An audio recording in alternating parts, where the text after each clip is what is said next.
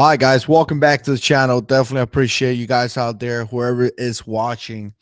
So I figure I spend some time here talking to some of you guys and talking about the military police occupation because I recently been getting a lot of questions regarding the MP field and what it is to be in the Marine Corps. You know what it is to be an MP. And I mean, obviously, a lot of guys asking questions because uh, the basic recruiter is giving you information, but a lot of times you guys want to get information from someone that been there, done that. And I was an MP for what 11. I want to say about 11 and a half years. Yeah, like 11 years and 20 days or something. I wrote down exactly the time, but here's the deal, guys. A lot of you guys have been asking about the MOS, about the occupation. You're gonna hear me saying MOS, and essentially this is something that that's what it's called in the military. You got an MOS. Now I cannot tell you about the Army. I cannot tell you about the Air Force. I think the Air Force is called Security Forces. I work a little bit with the Navy. I think they call Masters or Arm, but I can't tell you about those things because I wasn't just part of it. Now, I want to say the Army is pretty similar to the MPs, the Marine Corps MPs. Essentially, we go through same classes and things like that. But again, I can't tell you. I can't speak about that. I won't speak about that. And again, this is just going to be my opinion based on the Marine Corps stuff. Now, I got to tell you, first of all, and again, I've been asked a lot of questions, so I wanted to put a bunch of information out there based on this MOS. The first thing that you're going to have to do is that you're going to have to go to boot camp. Everyone knows that. In order to be a Marine, you have to go to boot camp. No doubt about it. Again, you have to be you have to go to boot camp. I don't know how many times I'm going to say. And big shout out to whoever is watching. I appreciate you guys watching. But here's the deal, guys. You're gonna have to go to boot camp, and the first thing that I tell everyone is to drink water, exercise, and prepare to go to boot camp. You have to prepare yourself, your body. You're gonna have to change the way you eat. You're gonna have to change the way you drink. You're gonna have to change the way you exercise. You're gonna have to be ready to face this type of situation, to face this training. You're just gonna have to be ready.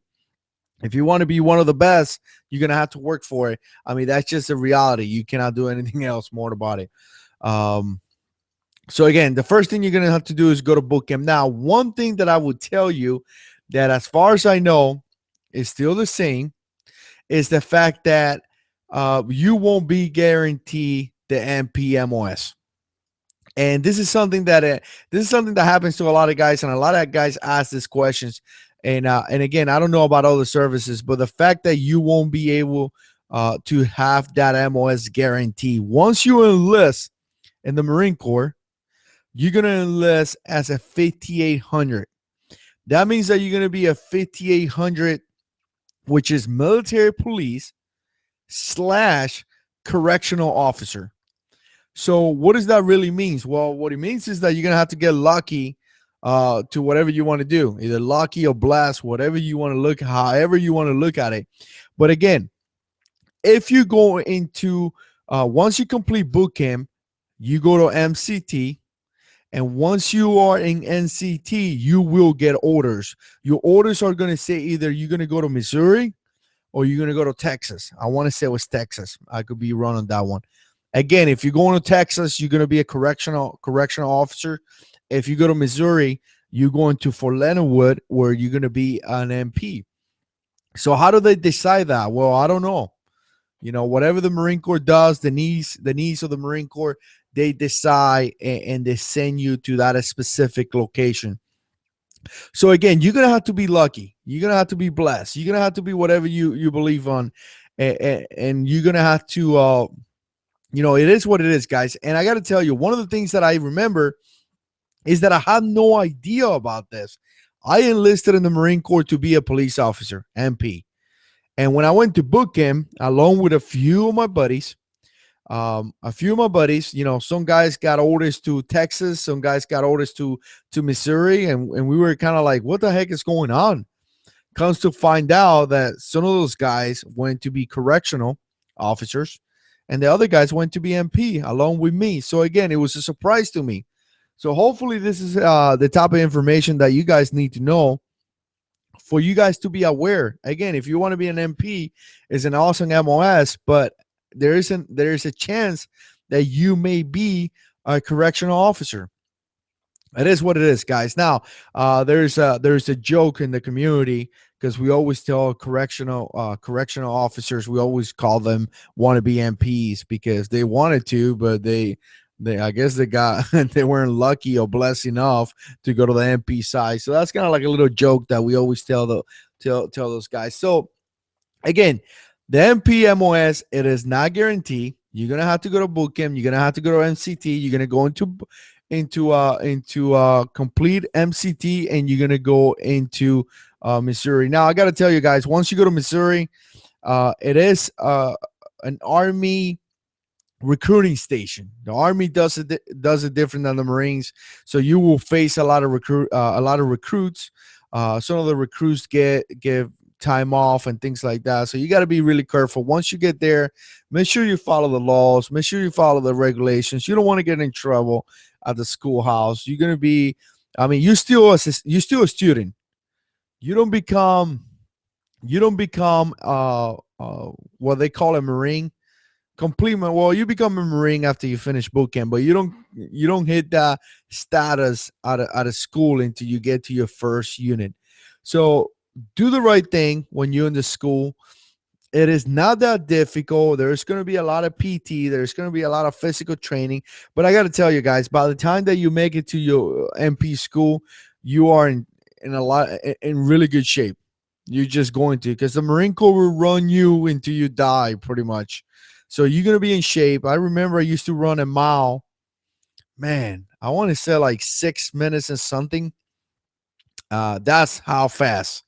So again, you're gonna be in good shape. So don't worry about PT. PT is something that Marines are gonna do. And if you're scared to do physical training, you should just not join because Marines do physical training.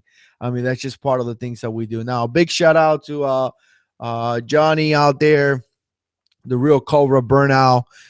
Thanks for listening, guys. I appreciate that. So again, just trying to pass on information because some guys been asking me a lot of questions regarding the MP field.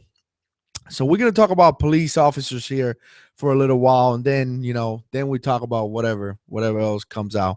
So here's the deal. One of the first things that you're gonna do once you finish MP school is that you're gonna go into your first unit. Now this is where it's gonna get complicated for some of you guys. And here's something that you guys ask: how do I know I'm gonna get deployed? Now, you got to look at it this way: the MP field has two different sites, and this is something that again I didn't know about those things. And, I kind of like joined the joined the service, and next thing you know, I'm doing all this crazy stuff, and I had no idea about it. But the MP field is going to have two different sides. One side is going to be the basic law enforcement. Again, law enforcement sides mean that you're going to ride a patrol car. You're gonna, drive your patrol car. You're gonna make traffic stop. You're gonna go to a bunch of calls.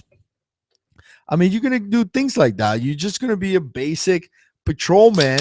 From there, Coke Zero, like always. So from there, you're gonna you could potentially go to other schools. Obviously, you're gonna get promoted through the ranks. And you may do other assignments as, patrol supervisor, watch commander, and everything goes into that field of law enforcement. Now, there's another side that is going to be the side more into the field side. Now, if you go into the field side, you're going to go into, I thought it was a beer. Not anymore, man. I haven't drinking like, 4 years or something. After I got saved, I stopped drinking. But so again, it's one of those things that you don't know what you're going. If you go into the field side, you may find yourself doing a different mission. You may find yourself in a combat combat support MOS. I mean, obviously you're not an infantryman, but again, you will be doing combat mission, convoy security, protective service detail, area security, so, I mean, you're going to find yourself doing missions that are, in a lot of times, are missions that are infantry missions. I mean, some of the times when the grunts couldn't do in a specific mission because they were too busy killing the enemy, they will pass those missions down to us and we will take care of business. So again, the chances of you finding yourself in a unit that does combat operations is extremely high. So again, once you hit your first unit, you're either going to go into the PMO side, which is the law enforcement, or you're going to go into your a field unit, which is going to be doing missions that are combat related. So how do you pick what unit you're going to? Well, excuse me, you have no idea. You got to realize one very, very important thing. And some of you guys here in the comments that serve in the military will tell you the same thing. Once you sign that contract, the Marine Corps does whatever they want. I mean, you lose total freedom. If they want you to go to Japan, you go to Japan. If they want you to go to Afghanistan, you go to Afghanistan. Wherever they want you to go, you go. I mean, that's just how it is. So again, who knows? You may get a unit that is a PMO unit, and you're gonna go and work as a police officer, or you're gonna get a unit that is does combat support, and you're gonna work as doing combat mission. Training for combat, shooting, moving, and communicating. Now, I was a big fan of the field units, and that's possibly why I deployed it so much. And I'll tell you why. First of all, if you're part of a field unit, it's more laid back. You're going to go to work. You're going to come back. You're going to train for combat. You're going to go on deployments. So you're going to have the ability to go and support, deployments. And it's just going to be a little bit more laid back. Now, if you work in the PMO unit, guys, I got to tell you, it's a lot of work. Those guys pull 12 hours on, 12 hours on, 12 hours off. And a lot of times it's going to be 2 days on, 2 days off, 3 days on, 2 days off. So pretty much one week you're gonna work 5 days. The next week you're gonna work 2 days, but it's long hours. Now, if you could think about police officers, regular police officers do that, which is 12 hours is a lot. But when you add all physical training, because don't get me wrong, you still got a PT. You're gonna find a staff sergeant like I was, and he's gonna make you PT. So now you're looking at 12 hours of work. And you're looking at possibly an additional 3 hours between physical fitness training, then going to take a shower, come back to work, get your weapon issue and things like that. Next thing you know, guys, you're spending 15 to 16 hours at work. I mean, it is just crazy. You're going to work like crazy. So let me just check out the comments here real quick. Man, just because the real Cobra burnout, just because I say I don't drink anymore doesn't mean you can't drink, man. I check out your video. Let's just say it was a good thing for me to stop. But yeah, definitely. So you're gonna be working a lot. So again, a lot of people that work in PMO pretty much hate their life because a lot of new guys join the service to be able to serve the country, and for whatever reason, a lot of guys think that unless you go on deployment, you're not serving the country, which is totally stupid. If you join the service, you're already serving your country. But some guys want to go there. Some guys want to take some kind of action. Some guys want to go to Afghanistan. Some guys want to take care of business. And if you go to the PMO side, again, law enforcement side, you're not going to be doing that. But the great thing about the job is that you have the ability to switch. Every now and then you're going to have the ability to, we call it PCA, permanent change of assignment, I think it stands for. So again, you're going to have that ability to switch, go from a unit to another unit. So once you have that opportunity, make sure you ask for a unit that deploy. Don't ask for another patrol unit or PMO unit because you won't deploy. So ask for the unit that deploys. So, Bryce, that's kind of what I'm doing here, brother. I'm kind of giving you guys some tips. If you missed the beginning, go ahead and watch it. But again, a lot of you guys been asking me questions about being an MP. So this is kind of what I'm doing here. I like doing this videos first of all because once people ask me more information, I kind of paste the link and I'm like, look, man, I talked about it in this video. So again, the MPMOS is a great MOS. I liked it. There's a lot of things that I'm going to talk about. That I'm going to talk about it here. That is probably going to open your mind a little bit.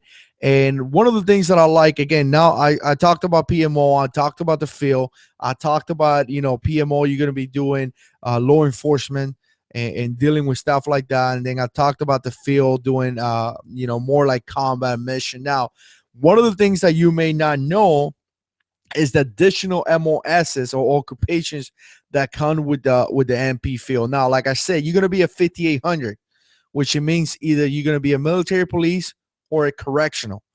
Now you finally got selected to be a military police, so now you're gonna be a 5811. That's what I was. From there, you're gonna have multiple different MOSs, and now we're looking at 5816, which is SRT. SRT is kind of like the SWAT team. They work in the PMO unit and they will work doing what the SWAT team does. Now, how do you go into those schools? Well, you got to be the top of the top. You got to be in good shape. You got to be motivated. You got to be dedicated. You got to be a person that wants to do this. If you are they typically pick one or two guys to go to schools to go to that type of school. Again, if you want to be one of the two out of 200 guys, you got to be the go-to guy. You just got to be a good guy. You got to be a good Marine. Now, from there, again, all the rest of the schools that I'm going to talk about, everything that I just said applies to that. You got 5812. I want to say, maybe I got the number wrong. That's K9. Now, K9 does a great job. Again, if you get orders to go to PMO, you probably have a narcotics or a bomb dog. Because again, the PMO mission requires you to find drugs and things like that. So that's probably what you're going to lean to and train for. If you get assigned to a field unit, now you're looking at having dogs that search for IEDs, tracking dogs. I got to tell you guys, I used trackers in the past, and those tracking dogs are amazing. They will find what you're looking for. And one of my favorite ones was oh Lord, I forgot the name. I think it was SSD, maybe search, seizure, and something. I forgot the name, the acronym. But one of the things that I like about those dogs is that they work out of leash, so you could just take him off, unclick him, and let him take care of business. And typically they find IEDs and they find a lot of stuff. So that's really good. Again, to be a K9 Marine, you got to do a lot of stuff. And K9 gets attached to a lot of infantry unit. So the chances of you seeing combat are extremely high. I got to tell you, extremely high. So again, from K9, you're going to have the opportunity to go to physical security. I actually went to physical security. Now, physical security deals with vulnerability. So we have the ability to come into a base or into a location, into a house, and assess that location and identify ways where the bad guys could come and attack that place. So we could come into a place and be like, all right, man, look, here's the bottom line. Your security sucks, and this is how you do it to improve your security. That's kind of what you learn in physical security. When I went to Afghanistan for 12 months, that's kind of what I did. I went into different bases and I assessed the base for security. So when it comes down to identifying vulnerabilities and putting place to stop those vulnerabilities, I did that for a long time, and it was an okay job. So again, physical security and it's supposed to be one of those good jobs that give you money. You get a really nice job when you get out, but to tell you the truth, it hasn't worked out for me. So here's something else. So you got physical security. I think 5819 is MPI, if they still have a military police investigation. If you go 5819, essentially you're going to go to 5821, which is criminal investigation division or department. I forgot which one is it. So you're going to be a CID agent, which means that you're going to be kind of like a detective.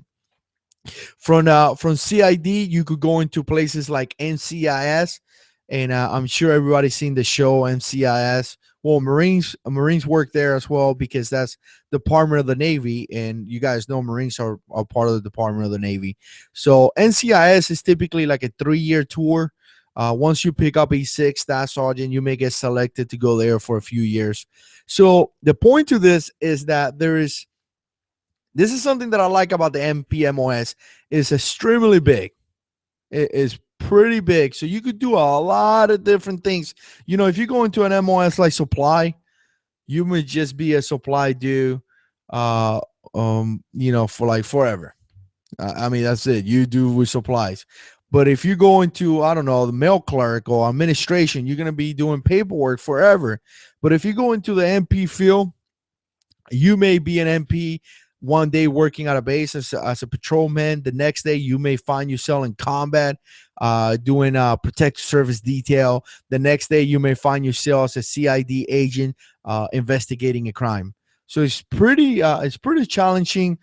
You got to know a lot. You got to be a smart dude, and you got to take care of business pretty good. So again, different MOSs, kind of touching that. If you do a search on Google, you're going to find a lot of information. So how do deployments work? Well, I already talked about deployments. Deployments is going to be something that you're going to get if you're on the field side. Now, if you're on the PMO side, you may get them as well, but typically you get him in the field side. And deployments works, it's the knee of the Marine Corps, guys. You may go in a deployment for 6 months. You may come back 6 months later. You may go into another deployment. So if you find yourself in a field unit, you could guarantee that in those 4 years, now keep in mind that you're going to do about 7 months of training. In about 3 years, you will guarantee that you would deploy 2 to 3 times to a combat zone. We're talking about 6 months deployment. So you could guarantee that you're going to deploy at least twice, maybe 3. And again, the mission may vary. It depends what platoon you're going to get. Depends what company. You may be in a company where first platoon is going to do area security, second platoon is going to be protective service detail, and third platoon is going to be doing whatever else. So it's hard to decide what you're going to do. Now, here's the biggest question. College. Can I go to college? Well, yeah, you could go to college. If you be in a PMO unit, again, PMO, remember, guys, PMO, you're going to support the base. You're going to be a patrolman. You're going to have chances to go to college because, again, you work in the base. You go there as a patrolman. You work 12 hours. You come home, and then when you come home, you do whatever the heck you want. I mean, that's your problem. Typically, to go to school, you're going to have to ask permission from your commanding officer. And essentially, you have to, because they have to sign you TA, tuition assistance. And that's just how it is. So typically they're gonna work for you. Typically they're gonna either, if you have to leave work early or something like that, they may work with you. So if you're in a field unit doing combat operation, no. I mean, your job is to shoot, move, and communicate. If it doesn't have to do with shooting, moving, and communicating, they don't care. Your job is to train for combat. And again, you're gonna have to have your paperwork signed by the company commander, because you have to get TA to pay for the school, and he won't sign it most likely because, again, your job does not. I mean, he's not like he's being mean about it. It's just that you can't afford it. You're gonna be in the field training, and you're going on deployment, and you just cannot do school on deployment in many occasions. So again, I hear guys that tell you, well, I went to school in Afghanistan, and I did as well. But when you're sitting in an office, and again, I wasn't sitting in an office the whole time, but a lot of guys that work in an office, and have a computer may have that capability. You as an MP, you may find yourself doing combat operations and you will not have that capability. So most likely you won't be able to. So yes, you could go to school if you work in the police department. If you work in the field side, maybe, but I doubt it. I really doubt it. Um, I got my college degree, my bachelor's, while I was in the Marine Corps, pretty much almost complete. And when I got out, I want to say it took me like less than a year to finish my bachelor's in homeland security, if you're wondering. So again, school, maybe. When it comes to the Marine Corps in school, it's kind of iffy. Uh, all depends who's your boss. When I was a platoon sergeant, meaning that I had like 30 guys working for me, I was really open to school. I was actually very, very open to school. But again, a lot of guys were not as open. A lot of supervisors were like, nope, all I care about is the mission, and that's it. And you got to think about that because a lot of guys, all they care is the mission. So, all right. So there we go. Last thing I'm going to talk about is what are you going to do after? What are you going to do after you become an MP? Actually, you know what? Before I talk about that, I'm going to talk about promotions. Here's something that you guys may know, may not know. Promotions as an MP is kind of difficult. So if you are an average dude, getting promoted is going to be extremely difficult. Typically E6, you're looking about 10 to 11 years. I picked up around 9 years. E6, that was pretty fast for my field. But again, promotions are pretty difficult. You see some other jobs like communication that pick up E6 6 years in the Marine Corps. So you got a guy that being in the Marine Corps 6 years, picked up staff sergeant, and then you have a Marine that have the same qualification that being in the Marine Corps 10 years and just picked up staff sergeant. So you see a 4-year difference. And a lot of guys don't understand that. How can that be possible? It comes down to allocations, the needs of the Marine Corps. The Marine Corps may not need as many staff sergeants in that job that they need in radio. So again, promotions could be kind of difficult. I think I picked up E5, which is sergeant, almost 5 years in the Marine Corps, and in a lot of MOSs, a lot of occupations, they may pick up sergeant around 3. So again, it doesn't mean that it doesn't mean anything like, oh, we were crap and we didn't do our job. It's just the needs of the Marine Corps. Some jobs are extremely difficult to get promoted because it has a higher standard, and mainly because they don't need as many. So you got to keep that in mind, guys, because like I say, if you're a radio guy and you pick up staff sergeant at 6 years and you're an MP picking up staff sergeant at 10, that 4-year difference is going to cost you money. You're not getting paid as an E6. But I would tell you something right now. I would tell you not to join, and I'm going to say this again. I told this to my wife the other day. We were having this conversation. If you're going to join the service because you want money and you want benefits, you're doing it for the wrong reasons. You want to join the service because you want to serve your country and you want to, serve your country honorably, have that privilege and honor to serve the country. Don't join because you're going to get paid and you're going to have benefits. If you do that, most likely you're not going to be successful. A lot of guys do, and eventually they don't make it, or they don't do as good because, like I said, they just don't have that desire to serve the country. So they start doing crappy work, and it's going to reflect on their performance. So that's just what I think when it comes to that. Big shout out to Greg. Thank you, sir. We appreciate you guys watching. And if you're watching and you want to subscribe to the guys here in the comments, do that. A lot of cool dudes here in the comments. So again, just talking about MPs, been getting a lot of questions regarding MPs. So I wanted to put a video. I've been talking about it for oh man, I forgot to write down the time, but I've been talking about it for a little while. And I wanted to put some information out there for some of the guys that have been asking me about the MP MOS specifically.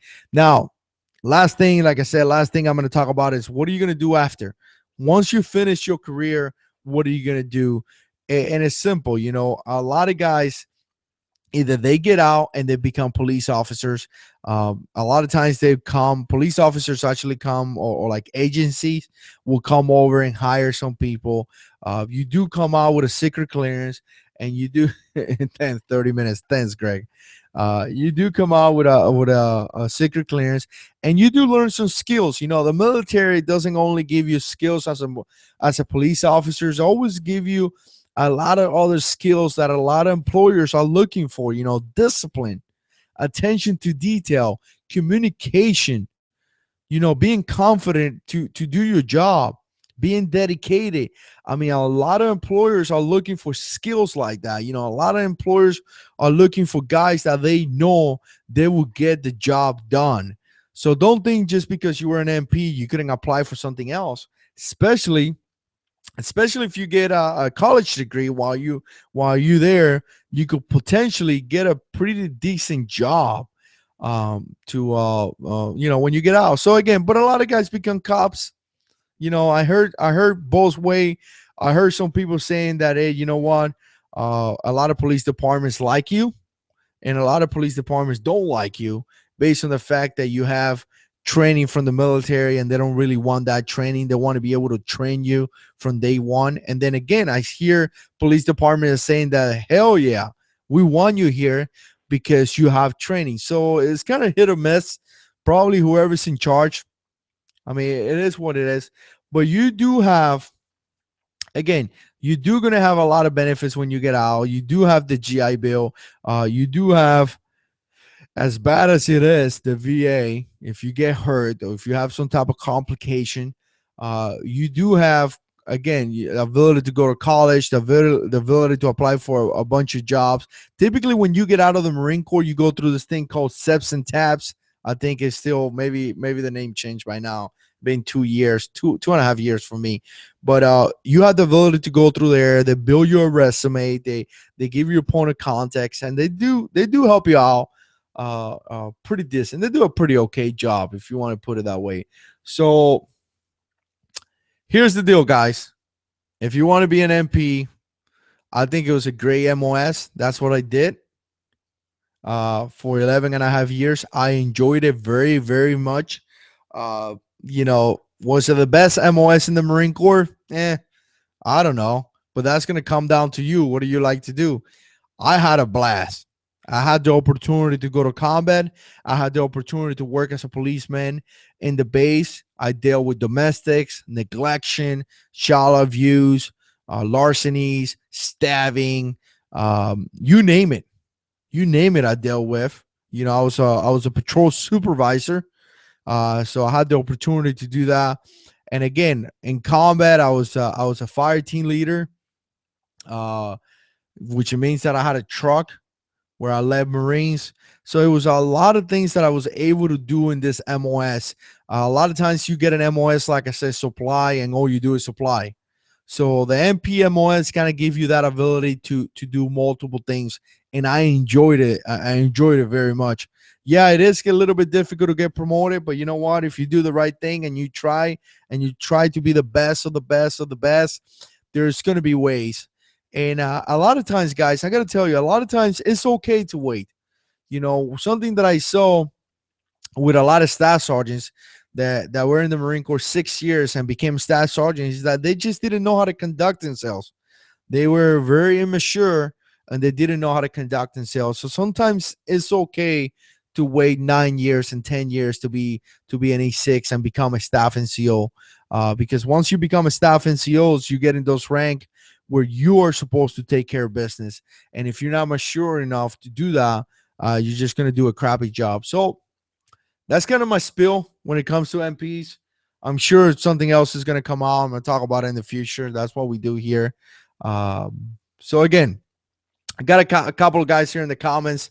Cobra, Real Cobra Burnout, and Greg. Let me see if I read some of those comments. Yeah, there's some crazy police chief out there, man. I definitely agree with that.